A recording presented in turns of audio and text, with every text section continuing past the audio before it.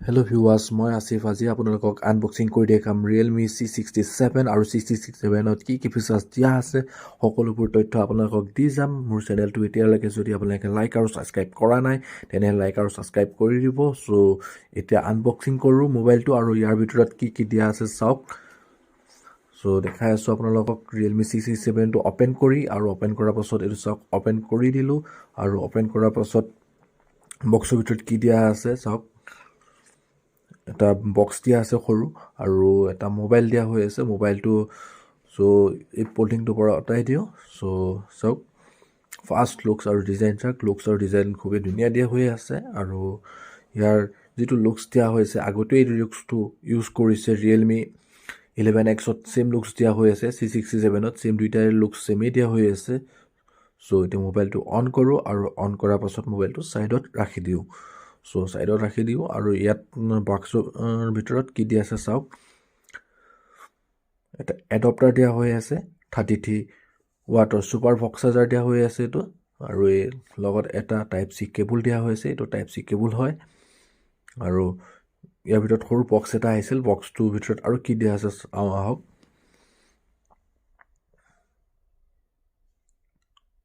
মোবাইলটো সেফটিৰ কাৰণে এটা কভাৰ দিয়া হৈ আছে চাওক। এটো কভাৰ ট্ৰান্সপাৰেন্ট কভাৰ হয়। সো আপোনাৰ মোবাইলটো লুকসটো বেক লুকসটো ওলাই থাকিব। সো খুব ভাল কভাৰ দিয়া হৈ আছে আৰু লগত এটা বুক দিয়া হৈ আছে, এটা পিন দিয়া হৈ আছে। সো এতিয়া মোবাইলটো ফটাফট মই সেটআপটো মিলাই লওঁ আৰু মিলোৱাৰ পাছত আপোনালোকক দেখাই দি আছো আৰু কি আছে। সো ইয়াৰ যেটো ডিসপ্লে সাইজ দিয়া হৈ আছে আপোনালোকৰ 6.72 ইঞ্চ ফুল HD ডিসপ্লে দিয়া হৈ আছে। 120 হাৰ্জৰ ৰিফ্ৰেছ ৰেট দিয়া হৈ আছে আৰু ইয়াৰ যেটো ফিংগাৰপ্ৰিন্ট দিয়া হৈ আছে আপোনাৰ সাইড ফিংগাৰপ্ৰিন্টত দিয়া হৈ আছে। সো ইয়াৰ কেমেৰা ডুৱেল কেমেৰা দিয়া হৈ আছে। সো এটা আপোনাৰ 50 মেগাপিক্সেল কেমেৰা দিয়া হৈ আছে আৰু এটা 2 মেগাপিক্সেল কেমেৰা দিয়া হৈছে আৰু কেমেৰাটো ৰাউন্ড শেপত আহিব। সো এতিয়া কেমেৰাটো অন কৰি দেখাই দি আছো। সো কেমেৰা এটো অন হৈ গল কেমেৰাটো আৰু কেমেৰাটোত ইয়াটো সেটআপ মিলাব লাগে। সো সেটআপটো মিলাই দি আছো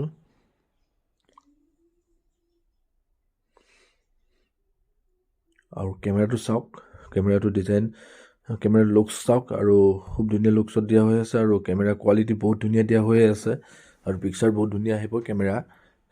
সো 50 মেগাপিক্সেল কেমেৰা দিয়া আছে। পোৰ্ট্ৰেইট মোড 50 মেগাপিক্সেল আৰু মোৰ মোডত গলে আপোনালোকৰ pano mode film mode slow motion time lapse dual video text scanner আৰু বহুত ধৰণৰ ফিচাৰ্ছ দিয়া হৈ আছে।